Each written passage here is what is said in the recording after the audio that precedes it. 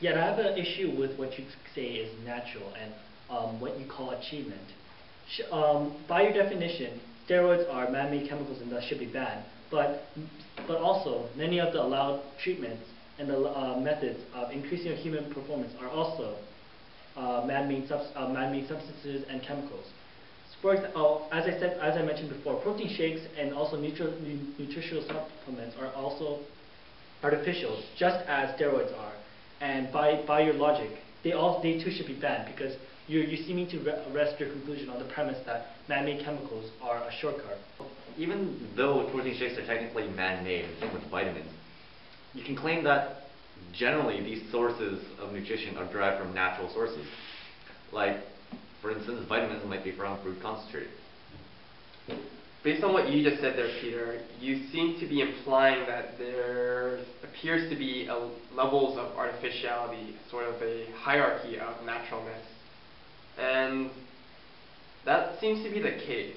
If we look at it right now, we can divide substances into sort of 4 different tiers, I think. At the most artificial level, we have steroids. And then at that next level down are vitamin pills and nutrient supplements that are naturally derived. And below that we have processed foods. And I think the most natural type of substance would be organic food or food that's just naturally raised and grown. Wait, for those that are artificially created, there's still no chemical difference between purified vitamins from natural sources such as fruits and vegetables and those produced synthetically. Can we really say that an apple that is natural and organic is more wholesome than a vitamin pill, which is produced synthetically? When chemically speaking, they can be essentially the same. Both contain proteins, sugar, starch, potassium, and other vitamins and minerals. If we take a glass of water and a vitamin pill, instead of an apple, when we chemically break down the apple or the vitamin, aren't they the same? Chemically speaking, what makes one more natural than the other? The same compound as in nature? Chemistry dictates that a compound that is being natural is not a criterion in determining what is better or worse. So therefore, why do we care so much about the fact that steroids are chemically derived as opposed to more naturally created methods in enhancing our performance? After listening to what you just said, Daniel, I think I have to reassess my original statement on the hierarchies of naturalness. As you said, if we're going to look at it from a chemical perspective, they all seem to be exactly the same.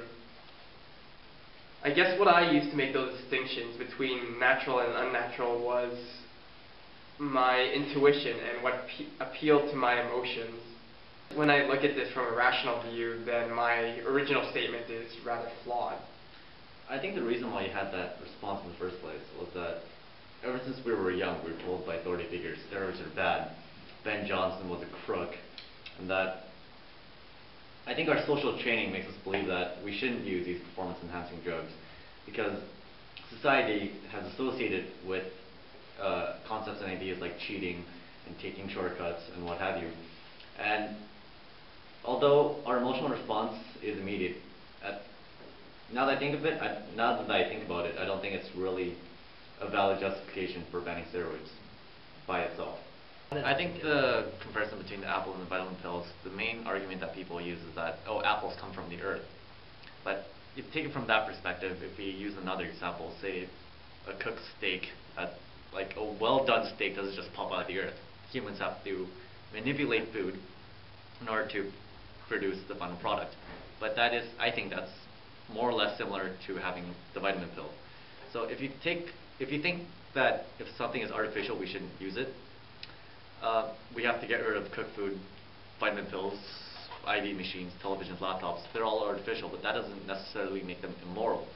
So I think the argument that's been mentioned in the past, that if something is man-made or is not natural, it becomes immoral and unacceptable. I think that's on very shaky grounds, making that statement. Furthermore, if the IOC is going to ban steroids on the basis of unnaturalness, we must also look at the integration of technology within the Olympics. For example, Michael Phelps has achieved a huge milestone in winning 8 gold medals in the Beijing 2008 Olympics. Yet, his winnings have been marred in controversy. In one of his races, Michael Phelps won by only a margin of less than a second. Yet he had a technological advantage in wearing a full-body microfiber suit, while the second-place medalist only wore a half-body suit. Theoretically, if the runner-up had worn a full-body suit, such as Michael Phelps did, the second medalist would have been able to cut even a second off his time, taking first place. Thus, does Michael Phelps truly deserve the gold medal that he won because of his technological advancement? Even more importantly than that, Daniel, is that it seems unfair that Michael Phelps won the medal simply based on that suit, theoretically. He had an edge over everyone else, and yet the IOC didn't ban him from the competition. If he had taken steroids, which also would have given him an edge over the rest of the competition, the IOC would have just barred him from the Olympics without question. Is it really justified for them to allow technology in this case while they refuse the use of steroids?